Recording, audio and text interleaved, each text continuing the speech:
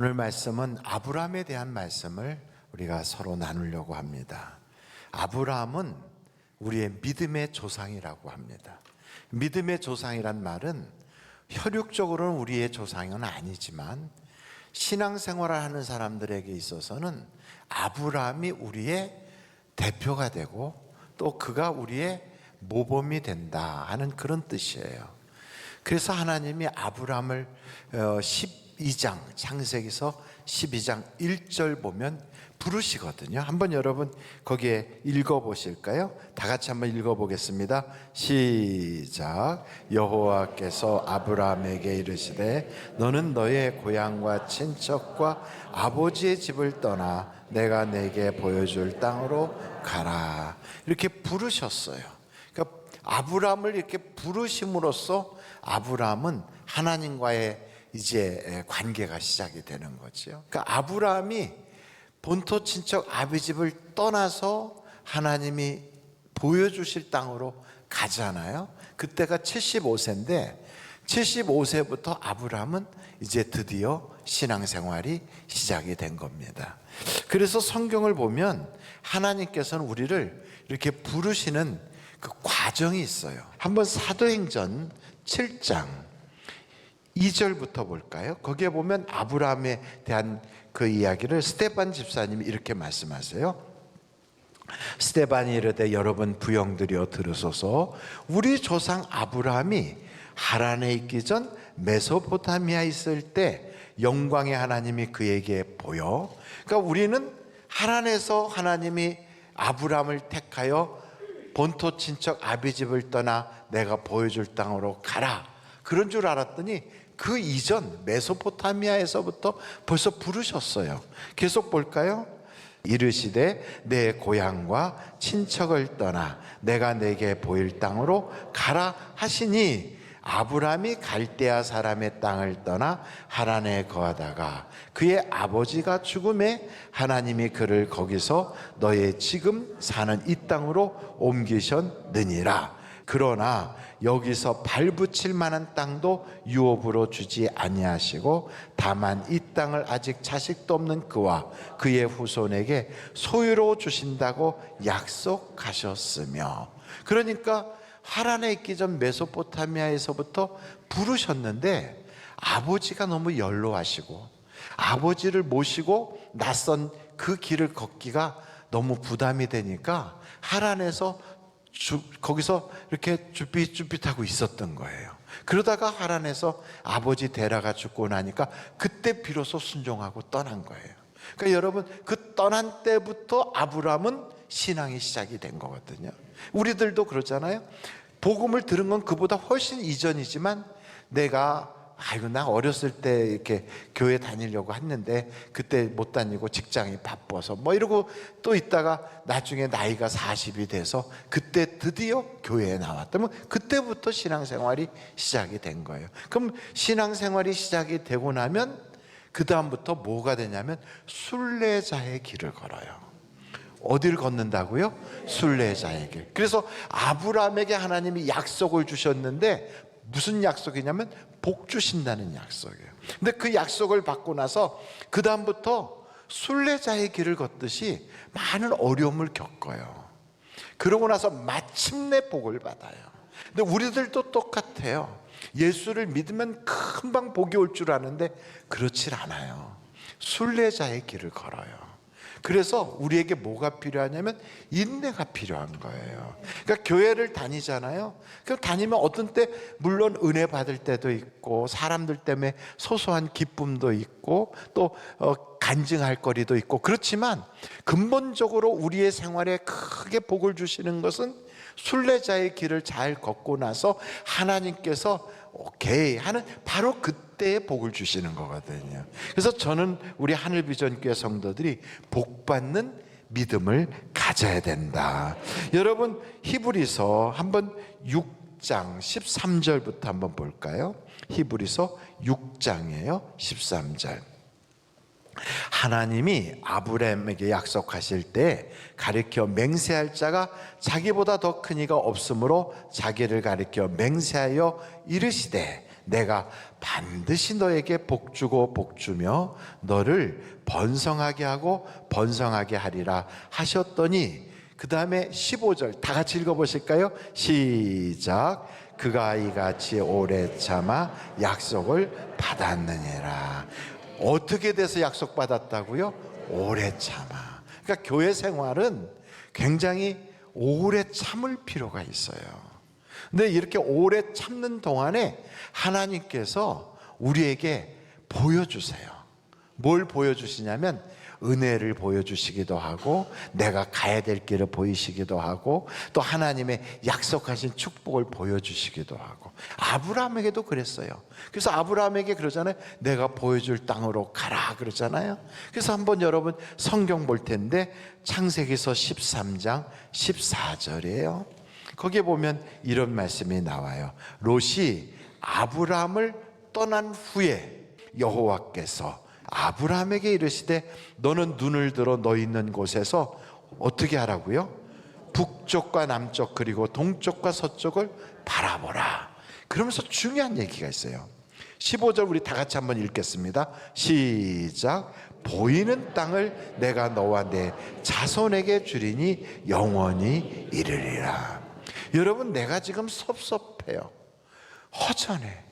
그리고 내 곁에 있던 그 조카가 떠났어요. 그럼 그 빈자리가 보일까요? 아니면 다른 게 보일까요? 빈자리가 보이겠죠. 그런데 여러분, 성경은 뭐라고 말하냐면 내가 보이는 그것을 내가 주겠다는 거예요. 그러니 여러분, 우리가 섭섭하고 어렵고 힘들고 문제가 있을 때 어두운 부분을 봐야 될까요? 밝은 부분을 봐야 될까요? 밝은 부분을 봐야 돼요. 왜냐하면 그 보이는 것을 내게 주니까. 그러니까 어두운 걸 자꾸 보면 어두운 것이 내게 주어져요. 사람이 어두워져요. 섭섭하고 문제 있는 걸 자꾸 보잖아요. 그럼 우리에게 우울증이 찾아와요. 하나님이 그걸 우리에게 주신대요. 그러니까 똑같이 어려움이 있고 문제가 있고 답답할 때, 그리고 인생을 살아가다가 하늘이 무너지는 것 같이 그런 일이 생길 때 성경은 우리에게 뭐라 그러냐면 그걸 보지 말고 동서남북을 보라는 거예요. 넓게 보라는 거예요. 떠난 조카 롯만 쳐다보고 있지 말라는 거예요. 슬픈 일 그것만 바라보고 있지 말아요. 잃어버린 것만 쳐다보고 있지 말라는 거예요. 하나님은 우리에게 동서남북을 보게 하세요. 그리고 그 본 것을 내가 너에게 주리라 그래요. 그러므로 여러분, 하여간 여러분의 가정에서 사업이 잘 안 되고 집구석이 그냥 이게 무슨 귀신 나오게 생겨갖고 그냥 껌껌하고, 그리고 앉아가지고 우덕하니 앉아서 그러고 있으면 자꾸만 그것만 보잖아요. 근데 그게 아니고요, 거기서 하나님의 은혜를 바라보고 하나님의 약속을 바라보고 신령한 걸 바라보고 하나님이 주실 미래를 바라보면서 마음을 밝게 하면 그걸 하나님이 내게 주시는 거예요. 그러니까 성경을 보면 모세가 죽었어요. 얼마나 큰 충격일까요? 40년 동안이나 그 모세를 통하여 이스라엘 백성이 지금 광야를 지나왔어요. 평생 모세가 함께 할 줄 알았지요.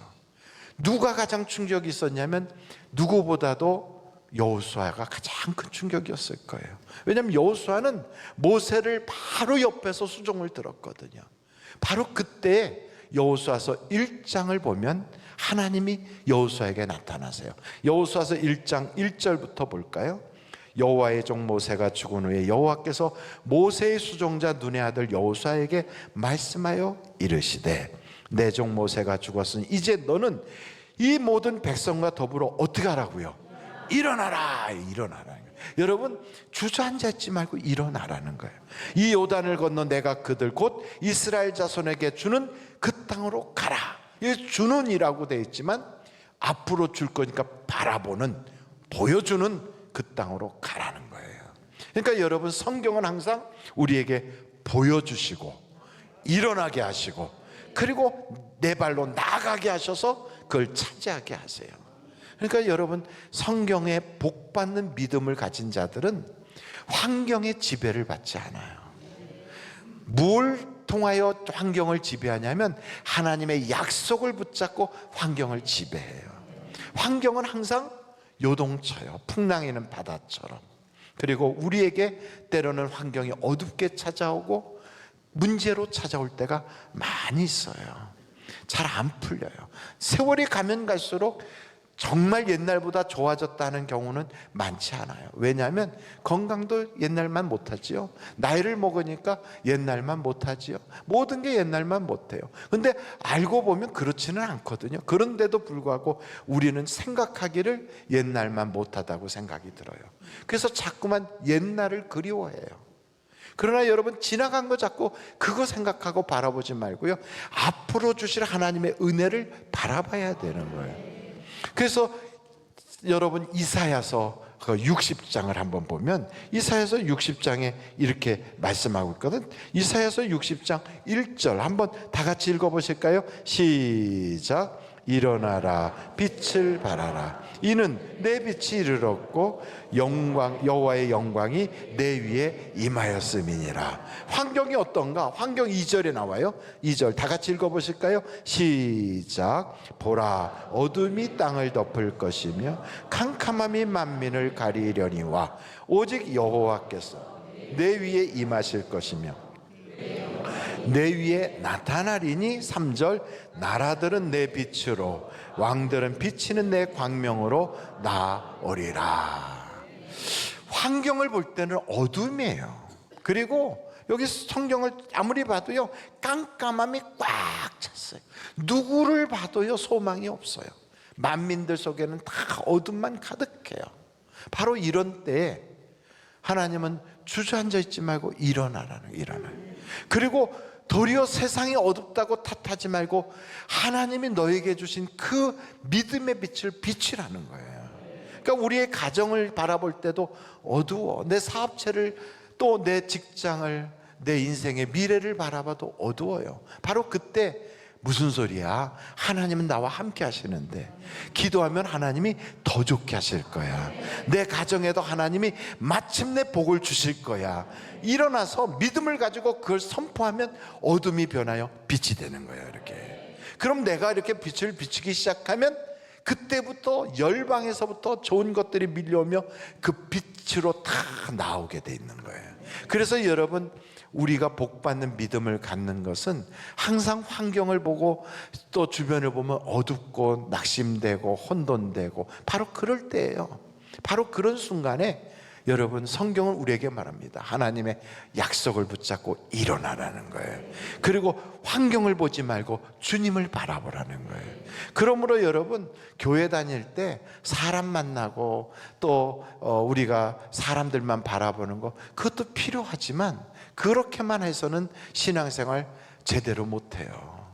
성경 전체를 봐도요, 사람, 온전한 사람 없다고 그러잖아요. 그러므로 우리는 어떤 결심을 해야 되냐면, 우리가 늘 그거 외쳤잖아요. 사람을 만나면 역사가 일어나고 하나님을 만나면 기적이 일어난다. 한번 해볼까요? 시작. 사람을 만나면 역사가 일어나고 하나님을 만나면 기적이 일어난다.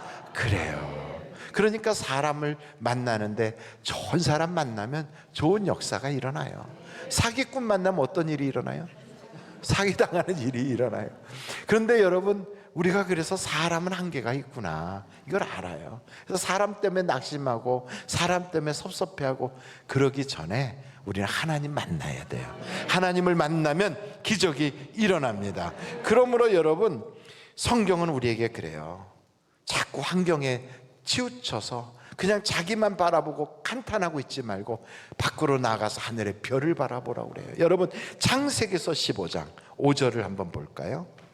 그를 이끌고 밖으로 나가 이르시되, 뭘 보라고요? 하늘을 우러러 뭘 보라고요? 무뼈를 셀 수 있나 보라.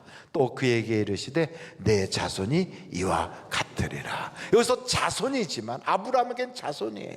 그러나 우리에게는 우리의 미래가 있고 우리의 자녀들일 수도 있고 우리의 기대하는 사업장일 수 있고 나의 어떤 영적인 성령 은사일 수도 있고 내가 기도했던 기도의 제목일 수도 있어요. 그거를 하나님이 이루어 주신다는 거예요.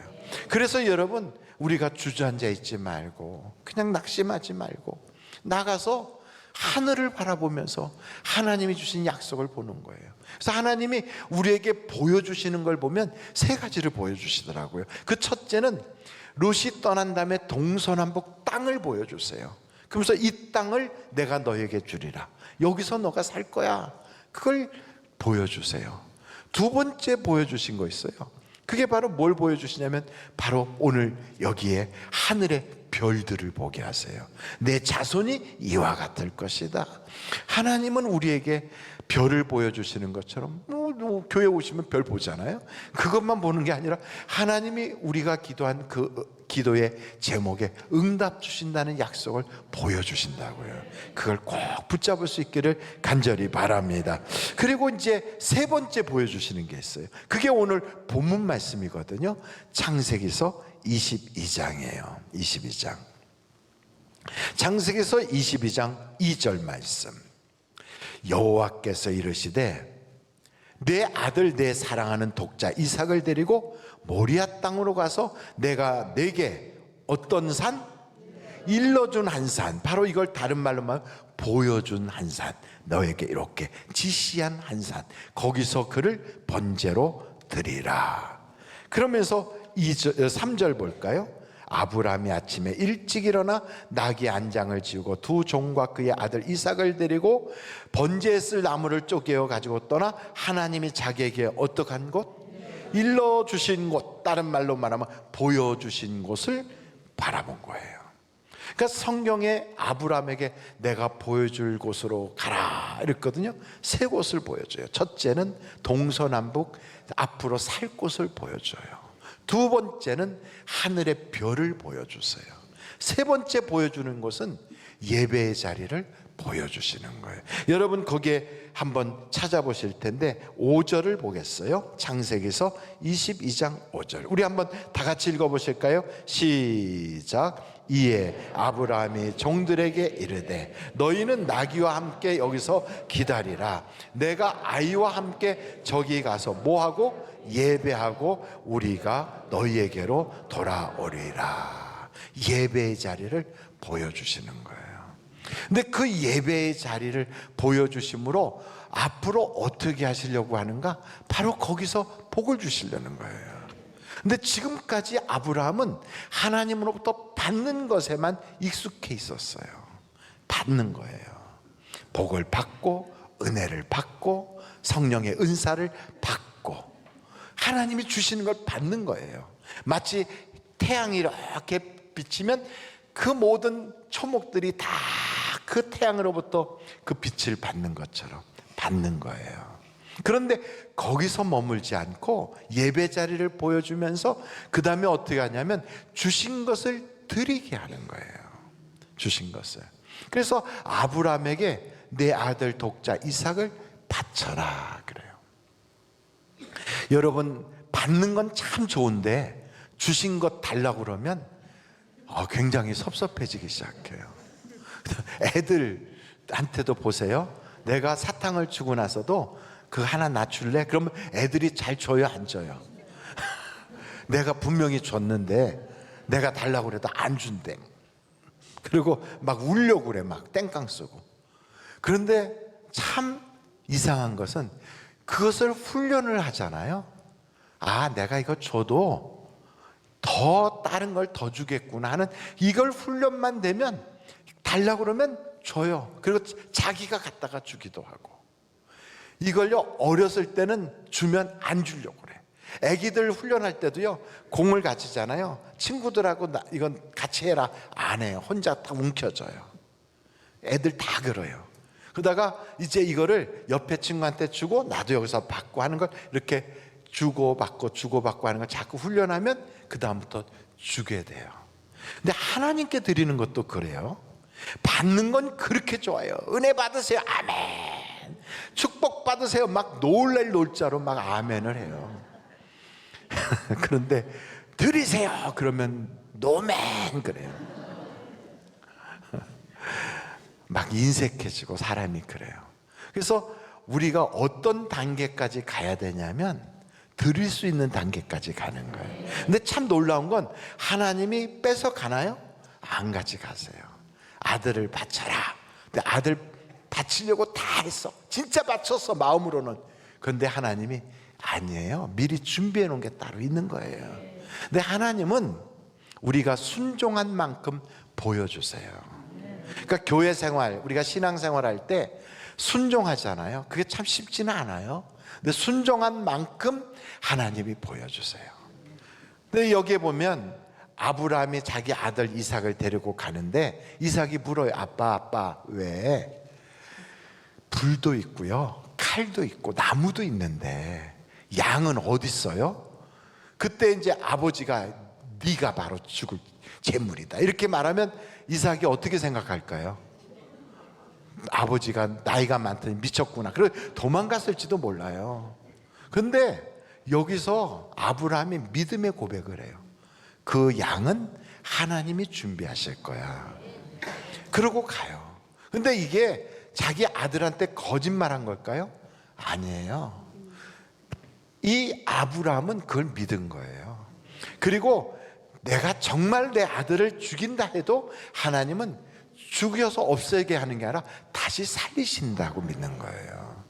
그래서 하나님 앞에 철저히 믿음을 가지고 나간 거예요. 왜냐하면 이삭을 통하여 하나님이 천하만민이 복을 받을 거라고 하셨거든. 그 약속을 믿은 거지요. 그래서 정말로 가서 그 아들을 잡으려고 탁 하는 순간 아브라함아 아브라함아 그래요. 그게 이제 성경을 보니까 한번 여러분 12절 보실까요? 같이 한번 읽어보세요. 시작. 사자가 이르시되 그 아이에게 내 손을 대지 말라. 그에게 아무 일도 하지 말라. 내가 내 아들 내 독자까지도 내게 아끼지 아니하였으니 내가 이제야 내가 하나님을 경외하는 줄을 아노라. 그러면서 13절 보세요. 아브라함이 눈을 들어 살펴본 즉 한 수양이 뒤에 있는데 뿔이 숲풀에 걸려 있는지라. 아브라함이 가서 그 수양을 가져다가 아들을 대신하여 번제로 드렸더라. 믿음의 고백을 한 그대로 하나님이 이루어 주시는 거예요. 그러니까 믿음이란 뭐냐면 아직 내게 오진 않았지만 그걸 고백하는 거예요. 그러니까 믿음은 바라는 것들의 실상이라고 그러잖아요. 아직 보이지는 않았어요. 그러나 내가 그것을 믿음으로 고백하는 거예요. 근데 지금 환경이 어려워요. 그러나 하나님은 더 좋게 하신다 하고 고백하잖아요. 그리고 순종하면 그 순간이 되면 하나님이 더 좋게 하시는 거예요. 참 믿어봤자 뭐가 잘 되냐? 되는 일이 하나도 없네. 그러면 딱 그 순간이 되면 되는 일이 하나도 없는 거예요. 그러니 여러분, 우리의 입이 이게 얼마나 중요합니까? 내 말하는 그대로 하나님이 갚으신다. 그러므로 여러분, 우리는 믿음의 고백을 해야 되겠지요. 근데 여기 중요한 게 있어요. 하나님이 이렇게 보여주시는 바로 그 전에 어떤 이야기가 나오냐면 이제야 내가 나를 경외하는 줄을 아노라. 여러분, 하나님이 그때 알았을까요? 그 전부터 알고 계셨을까요? 하나님 모르시는 게 없어요. 다 아세요. 근데 이제야라고 하는 것은 순종하는 바로 거기, 그 순간이 이제야가 되는 거예요. 그래서 저는 그거를 이제야 언덕이라고 그래요. 우리가 신앙생활할 때 이제야라고 하는 언덕을 탁 넘어가기까지가 힘들지, 그것만 넘어가면 그때부터는 하나님이 역사해 주시는 거예요. 기도도 내가 막 기도하잖아요. 그러다가 이제야라고 하는 그 언덕을 넘어서는 순간 그 기도가 하나님이 하시는 기도로 확 바뀌어요. 우리의 섬김도 그래요. 우리가 하는 모든 일이 대부분이 그래요. 내가 막 애쓰고 막 동동거리고 하는 것, 그런데 어느 순간 되면 이제야의 언덕을 넘어가는 순간 그때부터는 내가 하는 게 아니라 하나님이 하시는 거예요. 마음만 먹어도 이루어지게 하시고 말만 해도 되게 하시고, 그리고선 그냥 마음속으로 그냥 마음만 먹어도 역사가 막 일어나게 하는 거예요. 그러니까 이게 무슨 신앙이냐? 복받는 신앙이에요. 그러면 여러분, 이제야의 언덕을 넘으셔야 되잖아요. 그래서 신앙생활 할 때 순종이 제사보다 낫다고 하는데 바로 그거예요. 이제야의 언덕을 넘어갈 때까지 힘들지만 포기하지 않고, 그리고 아무리 환경이 어려워도 거기 주저앉지 않고 그래서 아브라함을 믿음의 조상으로 딱 세울 때 그러잖아요. 그는 100세나 되어 나이 먹고 경수가 끝나서 이미 죽은 거와 다름없이 됐다 할지라도 믿음이 없이 흔들리지 아니하고 하나님의 약속을 믿었으니 하나님이 그를 의로 여기시고 그에게 복을 주셨더라.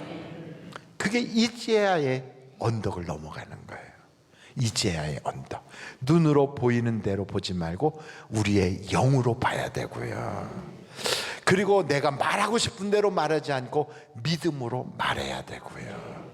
그래서 마침내 하나님이 준비하실 거야 한 그대로 이제부터는요 하나님이 다 준비해 주세요. 내가 가는데 먼저 가서 역사해 주세요. 이게 여호와 이레의 복이에요. 저는 우리 모든 하늘비전교회 성도들이 아브라함처럼 그런 복을 받으시기를 주님의 이름으로 축복합니다.